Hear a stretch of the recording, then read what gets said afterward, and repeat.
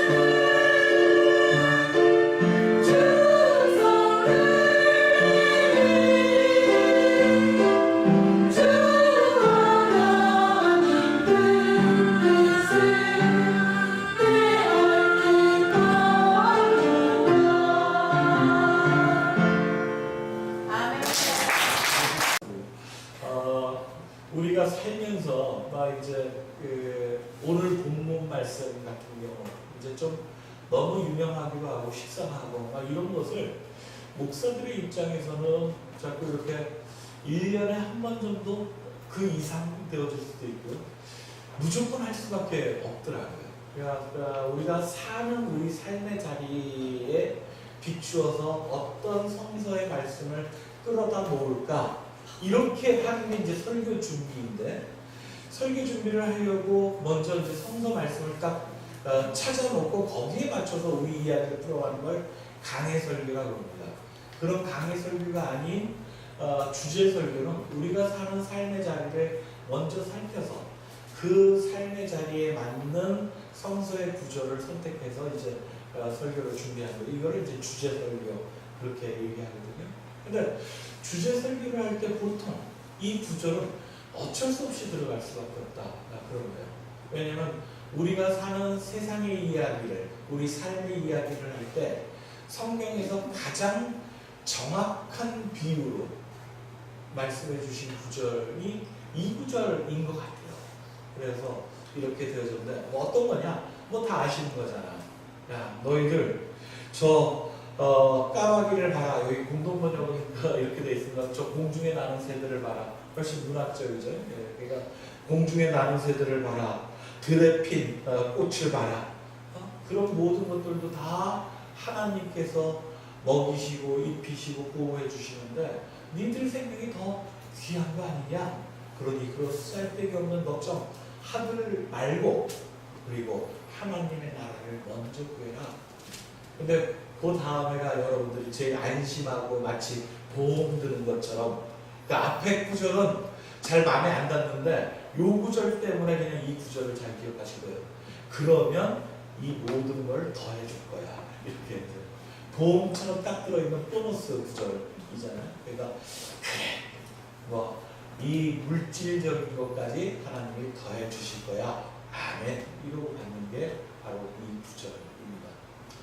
그러니까 너무 잘 알고 있는 우리들의 구절이기도 한데, 왜 목사들은 자꾸 이 성서 구절을 인용해서 설교를 준비할 수밖에 없을까? 답은 하나입니다. 아무리 세상의 것들 때문에 염려하고 근심하고 걱정하지 마라. 하나님 나라의 것을 먼저 구하라. 이렇게 설교하고 교육하고 신앙 이야기를 나눴어도 몇 년이 지나고 나서 보면 결국 그 자리 그렇게 되어진다. 우리 신앙이 조금도 세상의 물질적인 이런 어떤 만몬의 소나기로부터 벗어나지 못하고 있는 우리들의 모습을 여전히 발견하기 때문에 이 세상의 그런 어두움을 어쩔 수 없이 설교로 나타내려고 하면 이 구절을 또 한 번 사용할 수밖에 없다.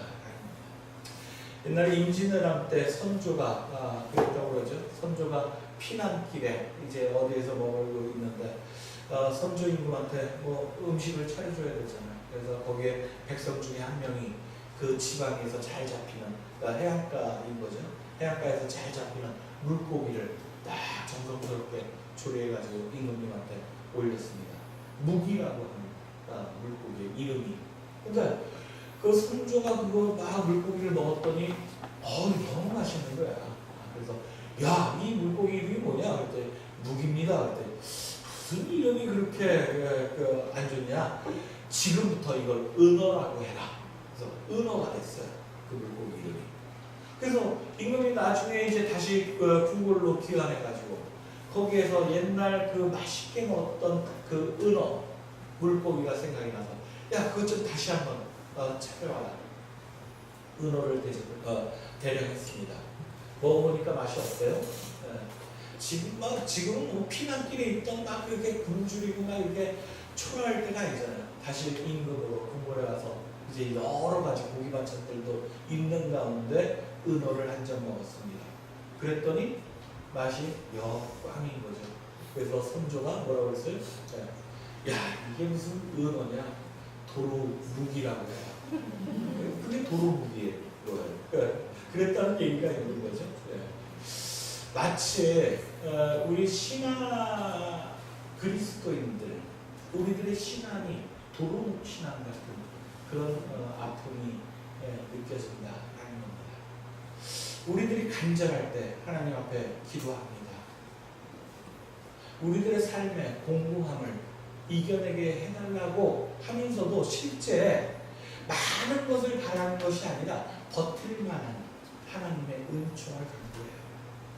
그리고 조그마한 누군가의 손길, 오늘 아까 기도송으로 누군가 날 위해 기도했네 바이올린을 켰는데 은혜롭죠. 내가 정말 힘든데 단 한 사람만이라도 나를 위해서 기도해주고 있다, 이 사실을 알면 그것만으로 세상에 더 바랄 게 없어요. 다 옮겨져요. 그래서 우리 신앙이 쑥 자란 듯합니다. 아름답습니다.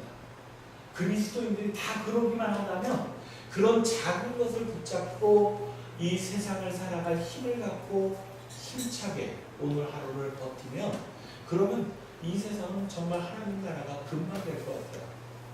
그런데 그런 빈궁한 처지를 조금만 벗어나 세상 속으로 우리의 한 발을 헛디디면, 그러면 우리들의 그 소중했던 아주 반짝반짝 빛났던 성숙한 신앙은 어느 사이인가 흐지부지 되어지는 것을 보게 됩니다. 문재인 정부가, 문재인 대통령이 지지도가 막 그냥 갑자기 계속 추락이다 뭐 이렇게 연일 얘기하는데, 어디까지 가야 추락인지 어디를 유지해야 되는지는 모르겠습니다만, 어쨌든 처음 시작할 때 적폐청산 이런 걸 얘기하고 그럴 때 수많은 사람들이 촛불에 그 뜨거움을 간직하고 있을 때 어찌됐든 그 80%막 이렇게 되어지는 그런 모공 지지도를 나타냈죠. 그러다가 50%대로 그냥 쭉 떨어졌습니다. 어쨌든. 근데 그 이유가 경제 문제인 거예요. 그렇죠? 일자리 문제, 취업 문제, 실제 지표로 나타나는 것이 어떻다 저렇다 뭐 이런저런 조사를 가지고 평가하는 방식도 다르긴 하겠지만, 수많은 언론들과 사람들이 다 지금 너무 힘들다 이렇게 얘기를 하니까 결국 사실은 촛불을 들었던 우리들의 막 그 밝은 어떤 먹고 사는 문제보다 더 고상한 이상이, 그런 꿈이 우리를 지배할 때에는 대통령에 대한 지지도가 확 그렇게 고공이었지만, 결국 먹고 사는 삶의 자리로 오니까 대통령에 대한 기대치도 빠지게 되어져 있습니다. 더 안타깝다고 했잖아요. 뭐 잘은 모르겠습니다. 서울시 박원순 시장이 옥탑살이를 하고 나서 하산해가지고 이제 서울에 대한 청사진을 쫙 발표했죠. 용산과 여의도 뭐 이렇게 낙후되어 있는 그런 지역들을 좀 새롭게 개발하겠다 했다가 한 달도 채 되지 않아서 다시 보유한다고 이렇게 첨예했어요. 뭐 한편에선 정책을 이렇게 펼치겠다라고 얘기했다가 그 고집으로 그냥 계속 밀어붙이는 것보다는 그게 합리적이면 철회하는 것도 아주 좋은 일이라 생각합니다. 그런데 철회한 이유가 참 민망스러워요. 그것 때문에 서울 집값이 미쳤다라고 하는 거잖아요. 널뛰듯이 갑자기 뭐 하루 사이에 1억씩 평당 뭐 어쩌고 이런 부동산, 이 널뛰기를 하는 부동산 가격을 잡을 수가 없다. 용산이나 여의도, 아니 어디든지 간에 서울 시내 어느 골목길 하나 개발한다고 하면, 앞으로는 개발한다고 하면 거기 집값, 땅값 뛸까봐 아무것도 새로운 변화를 추구할 수 없겠다 싶은 생각까지 드는 거예요. 그렇지? 그런 땅 많이 봅니다. 그린벨트 묶여져 있고 또는 막 이렇게 그 사람의 여러 가지 환경을 바꿔내려고 할 때 그것을 못 바꾸는 이유가 사람들이 거기를 투기 지역으로 삼을까 봐요. 이게 무슨 얘기입니까? 우리들의 탐욕이, 인간들의 어쩔 수 없는 그런 투기성, 어두움이 모든 것들을 가로막는 가장 큰 장벽이 되어진다. 이런 얘기 하는 거죠. 자, 우리가 사는 세상이 그렇습니다.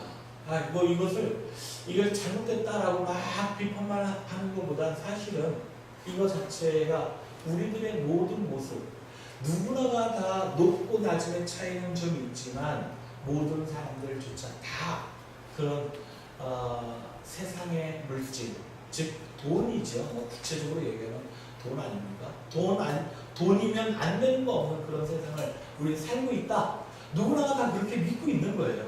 그러니까 어떻게 하면 돈을 조금이라도 더 움켜잡을 수 있을까? 그래야만 내 자식도 교육시킬 수 있고 병들어도 노후에도 우리 삶을 영위할 수 있고 우리가 집값 뭐 이것을 좀 더 뛰는 곳으로 살아가야만 그래야만 거리로 내쫓기지 않는 인생을 살고 이렇게 우리는 믿고 있는 겁니다. 그렇기 때문에 다 이런 정말 이런 말도 안 되는 현상들이 벌어지고 있는 세상에 우리는 크게 분노하지 않는 거죠. 우리도 공감합니다. 그러면 합니까? 그런 세상에 오늘 주님께서는 돈 워리 그렇게 얘기합니다. 야, 걱정하지 마. 자식 교육하는 거 네가 혹시 병들었거나 나이가 들어서 경제활동 못할 때 또는 집 한 채 없이 살아가는 너의 불안한 하루 이런 것 때문에 근심 걱정 하지 마. 뭐 노래 돈 워리 비 해피 이 얘기 나옵니다. 어쨌든 예수님께서 돈 워리 걱정하지 마라 그렇게 말씀해주고 있습니다. 자, 이런 주님의 말씀이 세상을 정말 공공하게도 빈하게도 그리고 참 세상 속에서 남들에게 속아서 피해도 당해보고 아픈 눈물을 흘려본 사람들에게 이 말씀이 과연 어떻게 들렸을까 이런 의문점이 드는 그런 시점입니다. 더군다나 오늘 주님께서 이 유명한 누가복음 22장의 말씀 너희는 하나님의 나라를 먼저 구하라 그러면 너희가 이 모든 것을 더해 주리라 이 말씀을 듣고 있는 사람들이 어떤 사람인가 야면요 어쩌면 그럴 수도 있을 것 같아요. 중산층 이상 아니 뭐 연봉 한 1억 정도 이 정도 되는 이상의 사람들이면 주님의 이 말씀을 마치 우리가 유명한 강사 고급 호텔에 딱 라운지에 모셔가지고 스테이크 딱 먹어가면서 좋은 말씀 해주세요. 그러면 세상에 너무 얽매이지 마십시오.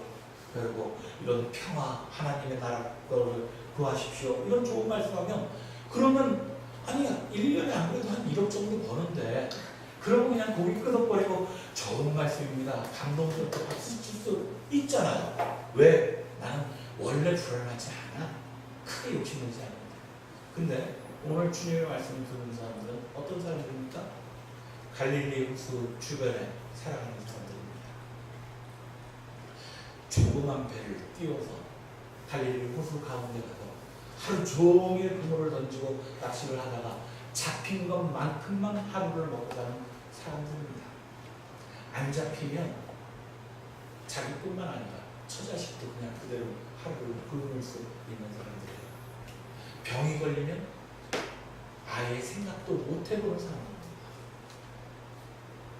오늘 하루에 해피, 행복한 것 이런 것이 아니라 그냥 해가 떴기 때문에 굶주린 배를 움켜잡고서 버텨내야 되는 사람들이 대다수인 그런 사람들에게 주님께서 이렇게 말씀하고 계시는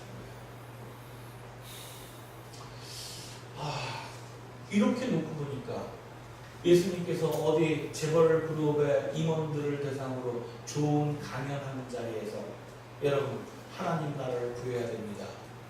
여러분 더 약한 사람들을 위해서 많은 것들을 여러분들이 양보해야 됩니다. 이렇게 하고 박수 받는 그런 말씀을 하신 게 아니에요. 안 그래도 오늘 하루 먹을 것, 입는 것은 뭐 평생에 옷 한 벌 그냥 양탄자 같은 거 그런 거 하나 걸치고 사는 사람들입니다.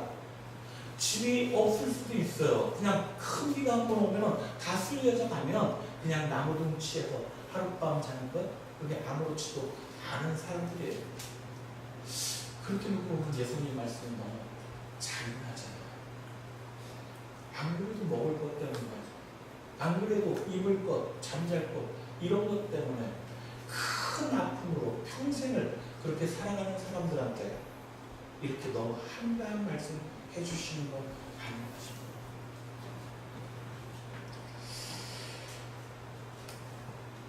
이런 사람들에게 하셨던 주님의 말씀이 꼭 야, 너희들 오늘의 이 아픔 때문에 이 세상에서의 당하고 있는 가난함과 고통 때문에 너희들 여기에서 너무 불평만 갖지 말고 그래 너희들한테 천국이 있잖아. 이게 이제 여기서부터가 일반 보수교회에서 보통 하거나 우리나라 70년대 산업 현장에서 공장에서 목사들이 불려가서 공장 노동자들한테 했던 설교의 주제 내용이 이런 방식입니다. 그래 힘들지? 근데 이 세상에 사는 것만이 다가 아니야. 우리는 천국을 바라보면서 사는 사람들이야. 이렇게 한국교회는 가르쳐왔습니다.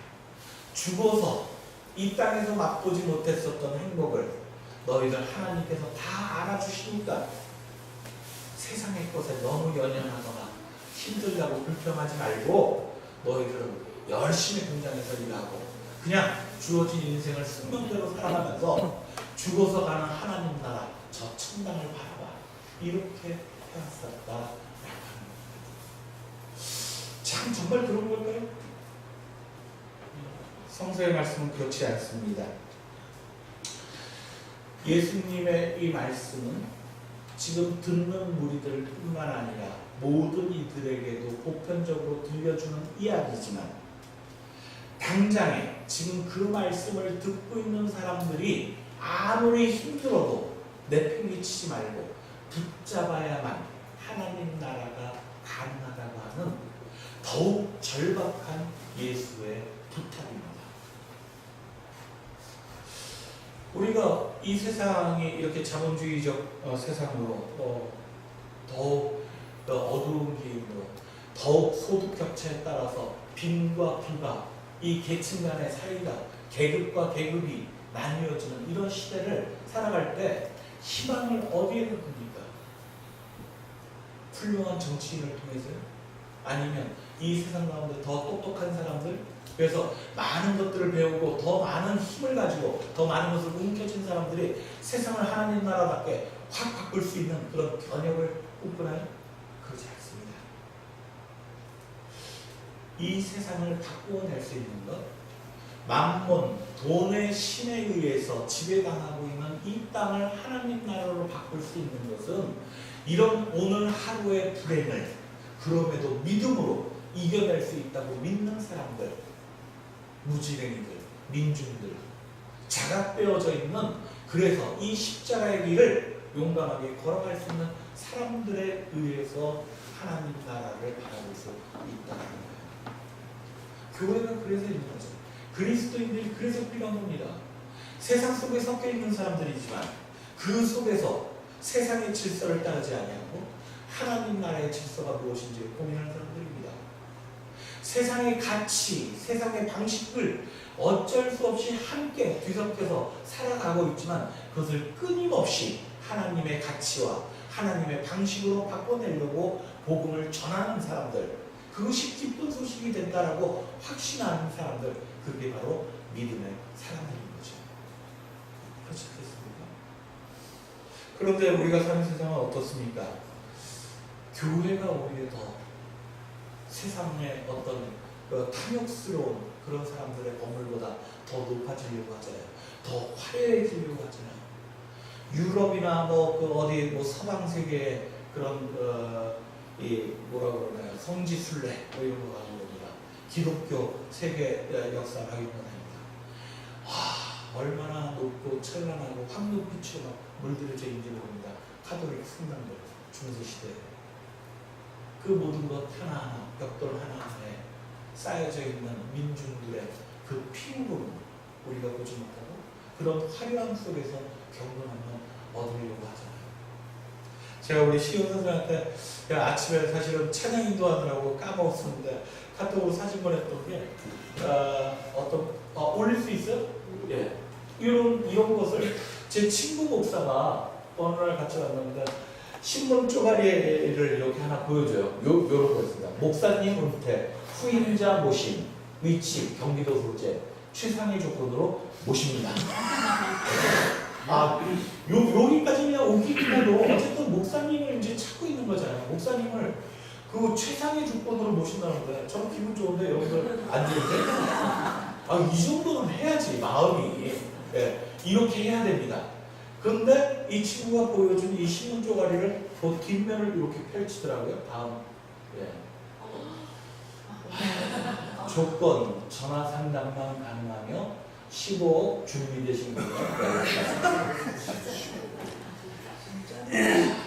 기독교 신문에 그러니까 이게 뭐 그 어렵지 않게 찾아보는 광고입니다. 이런 광고. 교인 수 몇 명. 그래서 되게 교회를 사업할 때 교인 수 곱하기 뭐 이렇게 그 현시세가 이렇게 해서 교회를 사업하는.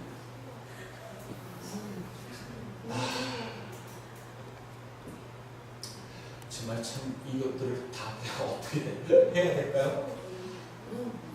그러니까 보세요. 예수님께서 말씀하십니다.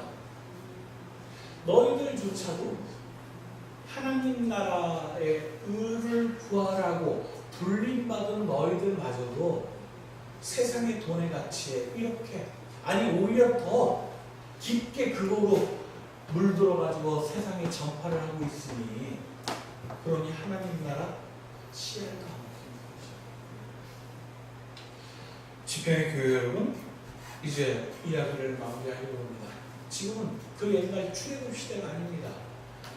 배고프고 목마르고 할 때 하나님께서 메추라기와 만나를 내려주시거나 바위를 치면 물이 샘솟아서 그저 먹고 마실 수 있는 그런 시대는 아니에요. 그래서 더욱 우리의 신앙을 굳건히 가져가는 것은 쉽지 않은 일입니다. 자본주의적 사회 속에서 갇혀 살면서 내 아이들의 장래를 걱정 안 할 수 없습니다. 내 부모님들의 그 노후가 불안합니다. 아니 지금 당장 경제활동을 하고 있는 나도 내일은 어떻게 되어질지 몰라서 오늘 하루 살아가는 것이 불안합니다. 하지만 이런 불안과 근심 걱정 때문에 우리가 그 세상의 가치와 질서, 그들이 겁박하는 그 폭음과 같은 소리에 주눅들고 무릎을 꿇어버리면 하나님 나라는 요원한 우리들의 이야기가 될 수밖에 없습니다. 모든 이들이 다 하나님께서 창조하신 그런 귀한 존재로서 함께 인정받고 더불어 살아가는 하나님의 나라를 그런다면 아무리 오늘 하루에 우리의 삶이 빈궁할지라도 이런 삶을 이겨낼 수 있는 것은 믿음뿐이다 라고 고백할 수 있어야 합니다. 믿음만이 오늘 하루 주어진 우리들의 행복을 보장해 주는 일이요, 내일에 대한 두려움에 우리가 불안해하지 않을 수 있는 그런 좋은 우리들의 동기가 되어줄 수 있습니다. 믿음으로 사는 오늘 하루가 사실은 그 믿음을 가지고 있는 사람이 한 사람, 10사람, 100사람 이렇게 자꾸 늘어만 간다면, 그리고 그 믿음이 더욱 강고해진다면 그럼 우리 해방도 만들 수 있잖아요. 옛날에 썼던 단어처럼 우리 안에서만이라도, 우리 공동체 안에서만이라도 우리는 그럼 하나님 나라의 가치를 실현할 수 있잖아요. 우리를 보고 사람들이 부러워하면서 야 저기는 정말 누구나가 다 박수 받으면서 사랑받는구나 라고 하면 그들도 우리를 따라하잖아요. 그렇게 하나님 나라는 확장되어져 가는 것입니다. 지표의 여러분, 매번 듣는 주님의 복음이기도 하면서도 결국 세상의 질서 때문에 들은 둥 마는 둥 한 귀로 듣고 흘려버렸던 우리들의 신앙을 다시 한번 다잡아 보는 시간이길 바랍니다. 믿음으로 우리가 하나님께서 이 모든 것을 다 이미 들어주시고 보호해 주시고 인도해 주신다.